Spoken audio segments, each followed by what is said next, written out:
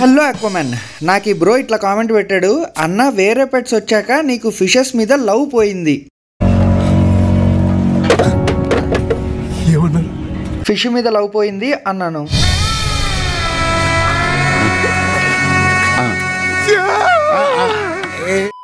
ఎంత మాట అన్నావు తమ్ముడు. అసలు ఈ కథ మొత్తం మొదలైందే చేపలతోటి కదా. చిన్నప్పుడు మా మమ్మీ కాళ్ళ మీద పడి ఒక చిన్న ఫిష్ బౌల్ కొనిమని ఏడ్చిన నేను ఈరోజు ఇల్లు మొత్తం ఫిషెస్ తో నింపేసిందే చేపల మీద ఉన్న లవ్ తోటి కదా. అలాంటిది నాకు చేపల మీద లవ్ పోయిందంటావా? చెవులు మూసుకున్నావేంటి? వాడు కొట్టినా చూడొచ్చు సార్, కొటేషన్ చెప్తుంటే మాత్రం వెళ్ళాం. నీకు పడుకుంటే కల్లోకి ఇలియానా వస్తుందేమో, నాకు ఎరవానా వస్తుంది.